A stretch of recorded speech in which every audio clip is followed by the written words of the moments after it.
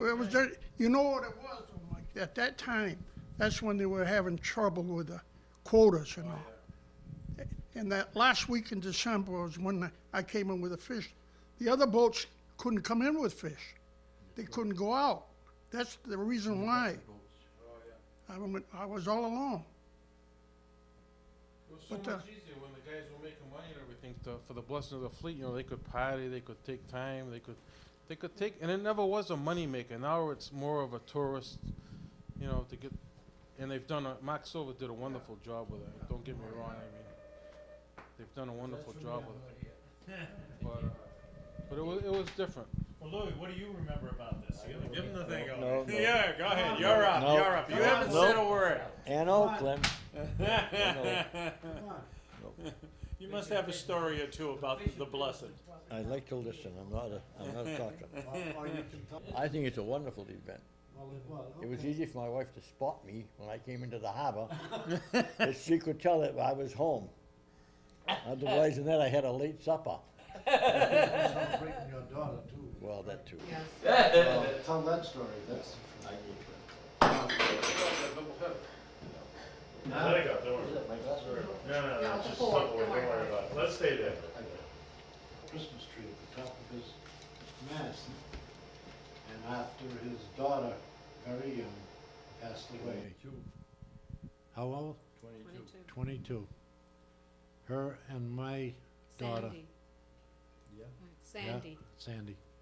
Her and my daughter were very close, and she had been at my daughter's house that day when she did pass away. And that's how the Christmas tree came about.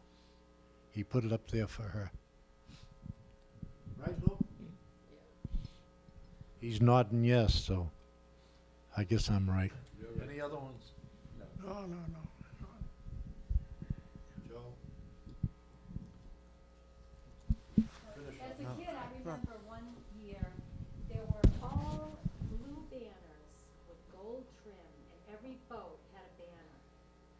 How did that happen? Like, I remember it was a big parade. Boat Every names? boat Yeah. with the boat Yeah. names, Yeah. and it was very organized, and Yeah. all the captains were marching, and everybody, it was beautiful. I still have mine, and the year that we took over the blessing, we tried to make them for everybody.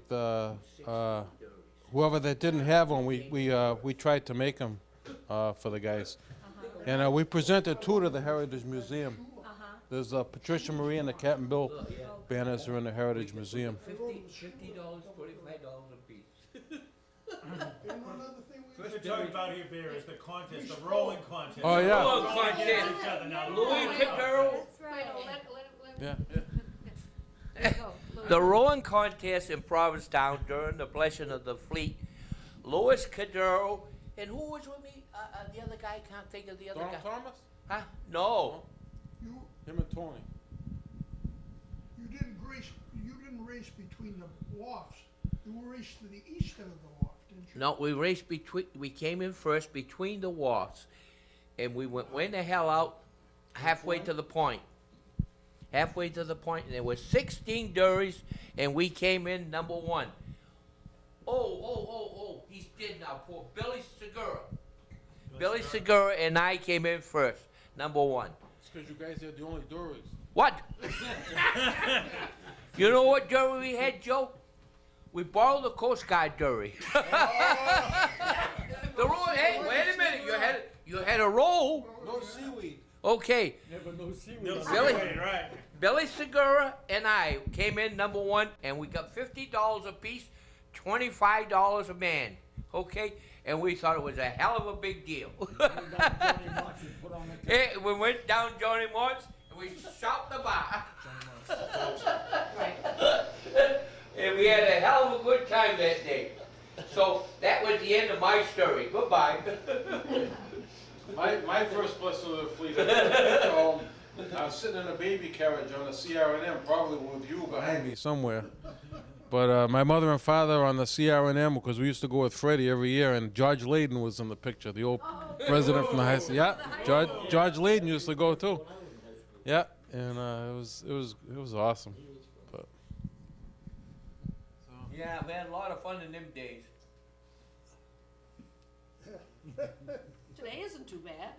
Oh, it's not too good today. I mean, this very day. Oh, this very good day, yeah. Yeah.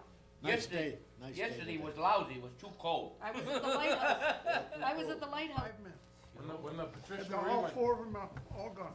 when the Patricia Marie went down, the guy was asking me, they were asking me a few questions. I was on the railway, you know? And the only thing I can say to that guy is you can never replace these guys. You can never replace these guys, and especially in a small town like this. When you lose guys like this, it's just unbelievable. I don't know, I had a very interesting experience my first day out with my Uncle Joe. And he wakes me up at 1 o'clock in the morning and he says, come on, we're going fishing, you gotta come down the boat. And I knew nothing, man, nothing, you know? I go aboard the boat. We go off to he says, the middle bank. I said, when the hell's that? I have no idea where the middle bank is. So we're going whiting. Right? We get up when the bell rings and Sonny, my Uncle Sonny says, oh, come on up, we're gonna set out. I says, what's he talking about? I don't know. You know, so I get up on deck, I put my gear on, they throw the net over, and everybody goes back to the forecastle, and they're all sleeping and everything else, and Dick Burho was the cook, and all of a sudden he gets up and he starts cooking, and everybody says, well, we're gonna eat. You wanna eat? And I says, yeah. So they put me right next to the stove, which is kicking out about 900 degrees, man. They said, how do you feel? It's an easterly wind. Oh, my They said, Christ. how do you feel? I said, geez, I feel great. No problem. I'm doing okay. I'm doing okay, right? And they said, all right, you sure? I says, yeah. So my Uncle Sonny gives me some bananas and some of this and some of this and have some of this and have some of that. And I'm sitting there, and all of a sudden, Dick Burho goes up, and my Uncle Joe comes down, and he's sitting there, and he's having his coffee. He's sitting there, and I'm sitting there, and man, this heat is hitting me. You know, I'm going, geez, I don't feel too good. You know, and I'm 3 men in from the step way to get up. You know, so I'm right next to the stove. Like the stove is right where he is. I'm there. It's about 900 degrees, and the stairway out is about 3 men up, climbing over him if I can get there. So they're all looking at me saying, you okay? I said, yeah, I'm okay. So he comes down, he sits down in the end near the steps so he can get up. And I'm sitting there, he's looking at me, and all of a sudden it started to come, man. I tried to go out. Of course, I couldn't get out because these 2 guys are all crammed in. They're all looking at me. Well, I filled everybody's coffee cups up. I covered the plate. I covered everything. And I've never lived that one down. But that day, as a real rookie on a boat, I'll never forget it. We cut 21,000 pounds of whiting, and we ran 40,000 pounds round or something or other. And we were back in the harbor at 3:30 or 4 o'clock in the morning from 1 o'clock. There was that much fish off the race, and we were cutting until 4:30 in the afternoon. I can remember that one home that night, I couldn't open my hand from holding the knife. And my mother said to me, well, how you doing? I said, God, I don't know. They do this every day. You know? It was incredible. I never seen so much fish in my life. The bag just kept on coming up floating. You remember that, Uncle Joe? So they could draw unemployment. He could draw unemployment. Fred, old man, yeah. We took my old man the same way. He couldn't even draw Yeah. unemployment. You're the only one that I can remember. I always remember you because that's the only one that it happened to on my fishing boat. It was a crew member that got sick down in the folks. I used to have No. that's Captain not Bill the way to- Cabral. Yeah. Every time he was fishing with me, he was a cook. Every time we had an easterly wind and we went out after the breeze, just the swell being in the water and all, Bill would be down there cooking food and all, everything was fine. Just as soon as you made the race, he'd come down, he'd come down to give us the breakfast. He'd get sick in the dog. And the man had been fishing all his life. He'd been on the water, but that's just the way it hit him. How did you guys navigate out there? Without Loran, how did you know where the hell Compass. Compass. That's The it. compass doesn't tell you where you Compass are. and the Tell you sound where you're machine. going and you check the time. I got 2 stories on compass and sound machine. Joe, compass and old time sound machine. You put the Lead. lid and So soap and let it go, see what kind of bottom you butter. got. I That's got when the I butter worked on with the my top. old man, that's what we used to do. What did he do? Ford Master used to do that all the time. Sound machine, Sounding, to let, sounding. let you know what kind of land, what kind of bottom. Bottom. So yeah, like a bum, Yeah, okay. and you put soap on the Soap and back, you know on the you- bottom, on the bottom of the whatever sound was- machine, I mean the sound machine, the lid, Right. and when you pick it up, you look at it, see what kind of, it sticks to the soap, and you find out what kind of bottom you're on. So that's how you do when you were in, or No, we No. where you From were the on the depth of fishing water. boats. Oh, but when you're coming in and it's dark and. And you it's can't- foggy or Compass. anything. Yeah, yeah. The depth of water. Take a sounder. Take a sounding. Sure. Compass, and you Suppose find you were out. fishing over to Plymouth. Yeah. You coming home, you don't have a radar, you don't have anything.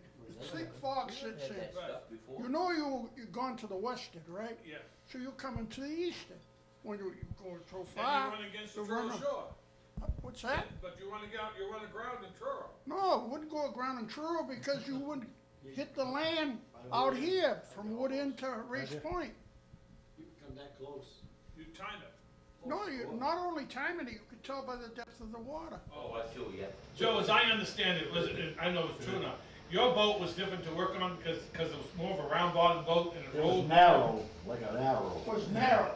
very My narrow. boat blew up in New Bedford. When I bought it, it was on the first trip after they repaired it. They put 10 feet in it. So the boat was narrow, was too narrow for the length of it. And, I mean, it should have been wider. Right.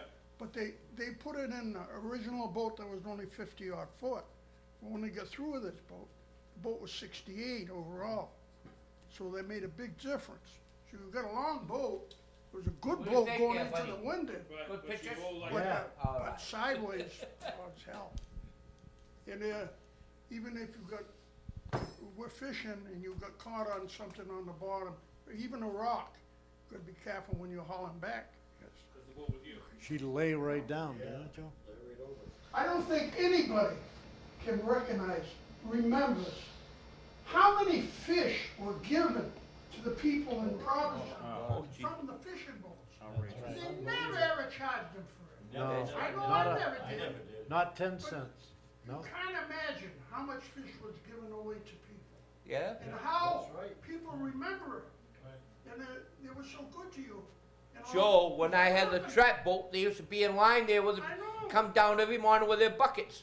I know. And they, Get it and then sell it. hey, come down every morning with their buckets, Joe. And they're on the chute, I was 8 years old. and, like fighting with each other to get, to get the fish off the chute. They were on the chute with their buckets. Ah, dear. Gave loads and loads and loads of fish. Wallace and Roy used to leave me a basket of fish. Fed everybody, and how many kids went through college? Down at the Whittle Company. Whoa! How many kids went through How college? many kids went through How many college? college educations? Right. They used to If fish you one wanna summer watch- and Had 2 on once, Yeah. to me, so tape. Those were the good old days, you know? Hey, the eyeballs. I was dumping in the plants. I was dumping the eyeballs in the plants. You want no Jesus? How the hell you drink that so quick? Jim Parr? Yeah, Jim Pop, poor Jim Pop. How the hell do you drink that so quick? I remember one night, he was living up You here. was Dead this seagulls. party we had down there with Oh, Street you there. couldn't see it. poor Jim Pop. How did that happen? How did you all party with Jim Parr? Well, Oh, he invited us. He used to paint the gym Everybody- boy. It's over to dinner, everybody they didn't partied have with the him. fish. Did they? He- Yeah. He liked us Got guys. off, came back with a fish, it was 7 o'clock at night. There were people all there waiting. Oh, Jesus. I never forget that night, Joe. Oh, Jesus, boy, laugh. Jesus, boy, you drink that drink already? Oh, geez. I was dumping the drinks in the plants. How did the plants do? They would come down like this. Same as you would do if you got too many drinks in you. Your legs go to hell. Well, the plant's legs went to hell. They came down like this.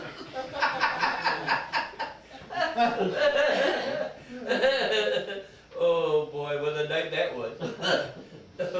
You can block that out of the tape. No, I'm not playing it, boys. That's the important part. Boy, what fun. Only those that understand will understand. We used